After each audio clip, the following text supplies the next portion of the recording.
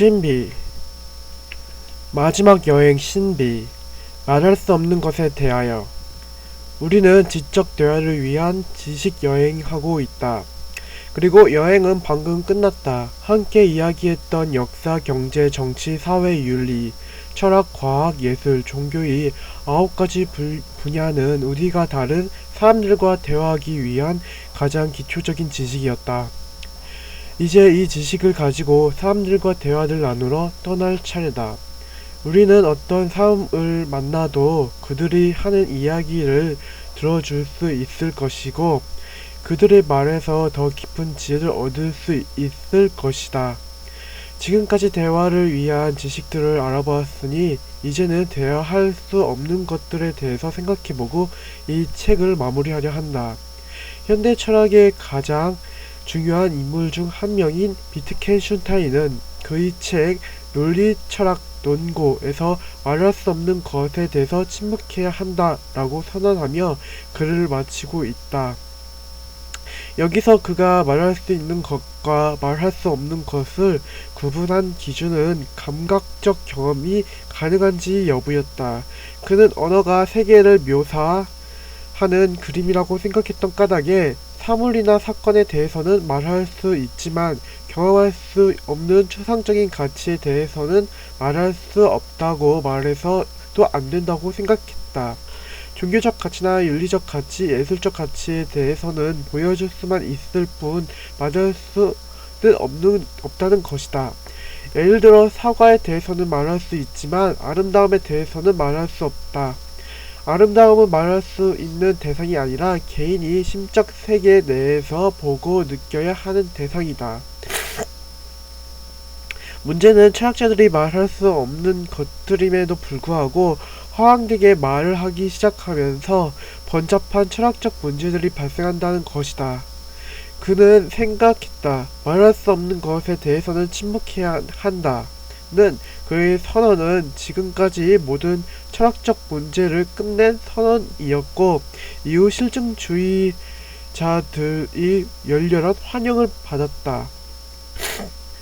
논리 실증주의자들은 실제로 증명할 수 있는 것들만이 의미를 갖는다고 생각한다. 당시 영향력이 있는 철학적 사조였다.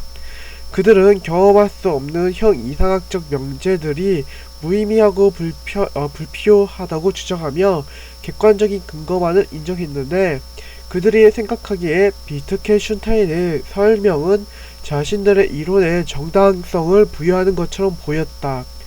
하지만 후에 논리실증주의자들이 실제로 비트겐슈타인을 찾았을 때 그들을 실망하고 말았다. 왜냐하면 비트겐슈타인은 철학이 할 수 있는 영역과 할 수 없는 영역을 분명히 함으로써 철학의 문제들을 해결하려 한 것뿐이고 인생에서 가장 중요하고 신비한 것은 말할 수 없는 것에 있다고 생각했기 때문이다.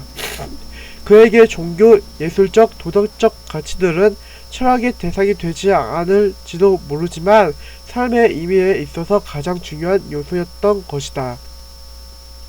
예술의 아름다움이나 종교의 경건함이나 삶의 의미나 죽음의 신비는 다른 누군가와 토론하거나 검증할 수 있는 것들이 아니다. 그것은 비트겐슈타인의 말처럼 말할 수 없는 것이다. 하지만 비트겐슈타인도 그러하듯 우리가 이미 알고 있다.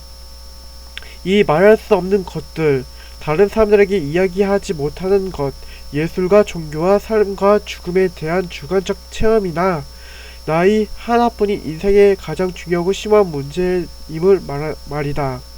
지적 대화를 위한 지식 여행은 대화의 대상이 아닌 반드시 혼자서 깨닫고 이해해야만 하는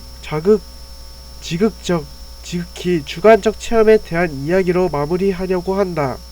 비트겐슈타인이 말할 수 없으므로 침묵하라고 선언했던 바로 그 영역에 대해서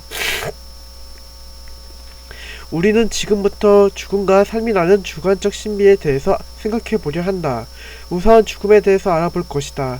죽음의 순간과 죽음 이후로 구분해서 임사 체험을 연구와 죽음 이후 이 가능성을 생각해 볼 것이다. 다음으로 삶에 대해서는 통시적 측면과 공시적 측면으로 나누어 이야기해 볼 것이다. 구체적으로 인생이 이미 이 발생으로서 해석학적 편안을 알아보고 이어서 이 시기 문제를 다룰 것이다. 죽음의 순간, 임사체험에 대한 연구와 철학적 입장. 임사체험은 리얼 데스 익스프레니언스의 앞자를 따서 NDE로 부르기도 한다. 임사체험은 이학적 기준으로 죽음에 이르렀던 사람이 다시 살아난 이후 특수한 경험을 기억하는 것을 말한다. 임사체험의 기록은 중세까지 올라가지만 오늘날에 와서야 활발하게 논의가 진행되고 있다. 그 이유는 이학 기술의 발달이다. 기술의 발전으로 완벽하게 정지한 심장 박동이나 아니면 호흡을 다시 진행시킬 수 있게 되었기 때문에 그만큼 임사체험자들의 기록이 양적으로 증가한 측면이 있다. 임사체험의 연구는 미국에서 가장 활발하며 영국, 인도, 일본에서도 현재 연구가 진행되고 있다. 이러한 연구에 선구적인 역할을 한 인물들로는 레이먼드 무디나 제프리 롱 등이 있다. 임사체험 연구에 대한 지금까지 결과들을 일반화하면 임사체험의 과정에서 몇 가지 공통된 패턴들이 발견된다. 구체적으로는 몸 밖에서 자신을 보는 체외 이탈의 경험, 빛의 터널을 통과하는 체험, 평온함의 느낌, 지각이 확대, 귀에 거슬리는 윙윙거리는 소리, 죽은 지인과의 만남, 인생의 회고, 경계의 지점에서의 회귀 등이다. 이러한 체험은 문화, 지역, 인종, 종교와는 무관하게 보편적인 구조를 갖는 것이 특징인데 특히 문화적 교육이 부재한 아동들의 임사체험의 경우에도 성인의 체험과 대체로 유사한 패턴이 발견되었다는 점이 주목할 만하다. 다만 체험의 단계가 성인에 비해 단순하다는 면에서 차이가 있다. 특이한 것은 임사체험자들의 경우 공통된 점으로 기존에 갖고 있던 종교적 신앙과 임사체험을 연결하지 않는다는 것이다. 그들은 자신이 기존에 갖고 있던 특정 종교의 입장을 떠나 보편적인 종교적 관심이 확대되었다고 보고하고 있다. 그리고 체험 후에 일반적으로 일상생활에서의 변화도 발견되고 있는데 주변 환경과 사람들에 대한 관심과 배려가 증가했고 지식에 대한 욕구가 늘어났으며 죽음에 대한 공포가 극복되었다고 한다. 임사체험의 연구는 주관적 체험에 대한 연구인 까닭에 객관적인 데이터를 확보하기 어렵고 체험자 인터뷰를 중심으로 질적 연구를 수행할 수밖에 없다. 따라서 무수히 많은 데이터가 축적된다고 해도 질적인 증거를 제시하는 것에는 분명한 한계가 존재한다. 이러한 임상체험의 근거 중에서 가장 상세한 이학적 기록이 남은 사례는 1998년 미국의 팸 레이노스 롤즈의 사례다. 가수 겸 작곡가였던 그녀는 당시 34세였는데 뇌 심층부에 문제가 생겼다. 담당 의사는 환자의 체온을 15도까지 낮추고 뇌의 혈류를 모두 제거한 상태에서 수술을 진행하기로 했다. 이 수술은 당시 임사체험에 대해 논쟁 중이었던 많은 이학계 종사자와 과학자의 관심을 끌었다.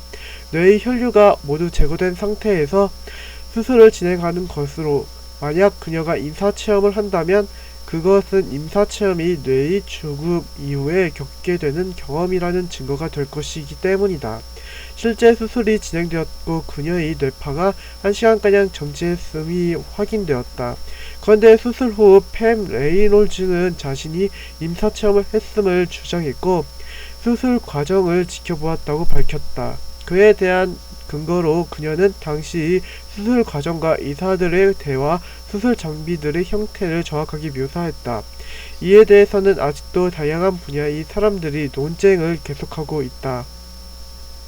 다만 수술 기록에 의하면 레이놀즈의 눈에는 건조를 막기 위해 테이프를 붙여져 있었고 귀에는 청각을 보호하기 위해 특수한 효과음을 내는 이어폰이 꽂혀 있었기 때문에 수술 중 각성으로 인한 수술 장면 기억은 불가능한 것으로 평가되고 있다. 임사참에 대한 연구만큼 비판도 활발하게 전개되고 있는데 대표적인 것은 다양한 측면에서 전개되고 있는 뇌 이상설이다. 뇌 이상설은 죽음이 임박한 당시 신체적 변화가 뇌에 비일상적인 영향을 주어 환각으로서의 경험을 일으킨다는 설명이다. 세부적으로 호르몬설과 산소 결핍설이 대표적이다. 호르몬설은 죽음이 임박했을 때 진통작용을 하는 엔도르핀이 과다 분비가 환각의 원인이라는 설명이다. 전형적인 임사체험의 경험 중 느끼는 평온함과 안락함의 경험이 이에 대한 근거로 제시된다.